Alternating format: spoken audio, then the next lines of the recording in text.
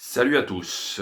Dans cette matinée pluvieuse, un peu partout dans le pays, je viens d'apprendre, là, en me réveillant, il y a une vingtaine de minutes, la news qu'on redoutait, enfin qu'à Marseille, les supporters redoutaient malgré tout, c'est le décès de Bernard Tapie. Voilà, 78 ans, il a lutté tant qu'il a pu, parce que c'était un warrior, sur cette maladie, hein. Bien sûr, la dernière fois quand j'avais fait une vidéo hommage sur René Malville, je suis tellement deg avec cette maladie, on en entend tellement quand ça finit mal, que j'étais pas non plus optimiste par rapport à ceux qui ont cette maladie et qui luttent pour s'en sortir. Et évidemment, des milliers de gens s'en sortent et vivent 20, 30 ans de plus. Mais quand même, mais quand même.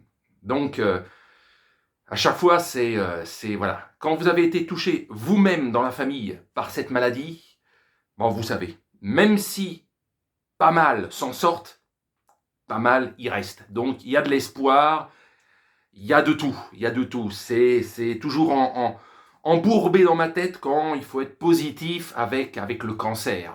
Même si, je vous dis, il faut rester positif et optimiste. Des milliers de personnes peuvent vivre 20, 30 ans de plus malgré qu'ils aient cette maladie.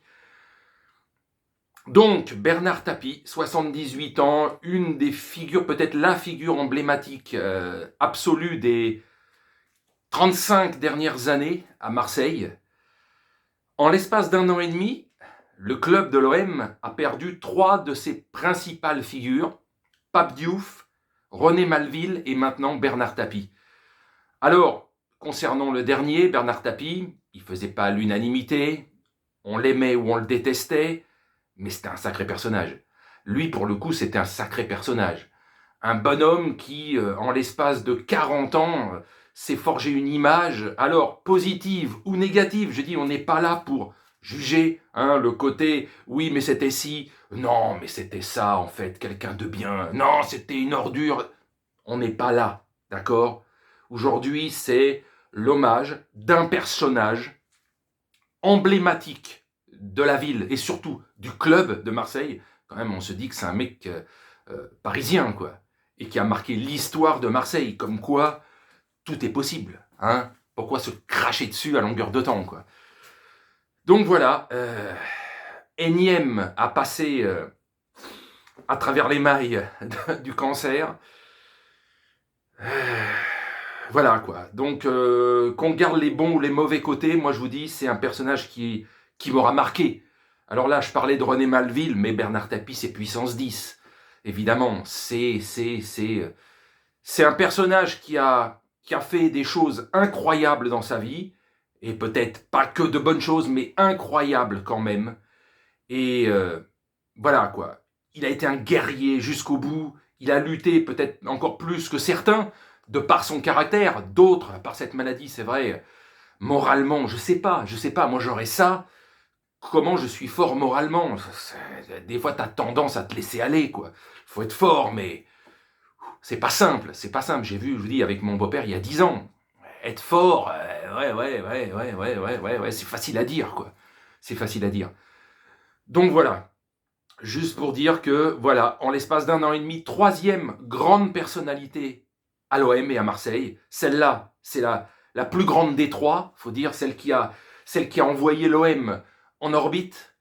Il y aura toujours les détracteurs, mais comme on dit, dans ces moments-là, par rapport à ce qu'il a vécu, cet homme, ces 4-5 dernières années, qui ont été très dures, en plus l'agression qu'il a eue il y a quelques mois, il y a un an, là, agression de chacals qui l'ont frappé et tout. C'est une personne âgée, qui a affaibli, et tu joues là-dessus. Ok, t'aimais pas le bonhomme, t'aimais pas ce qu'il représentait, parce que c'était des anti-Marseille, j'en sais rien, puisque ça se passait, je sais pas, enfin ça se passait à Paris, dans sa résidence. Donc voilà, c'était des gros connards qui ont fait ça et qui ont profité de la situation et qui en ont méga abusé. Donc ça, évidemment, c'était des petites salopes qui ont fait ça, quoi. Mais bon, voilà, on termine là-dessus. Respect donc à sa famille, évidemment.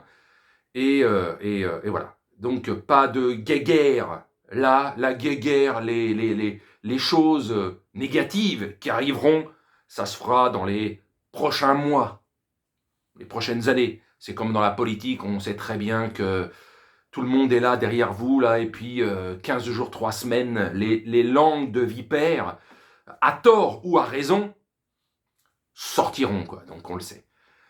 Donc voilà, c'est tout. Bonne journée à vous.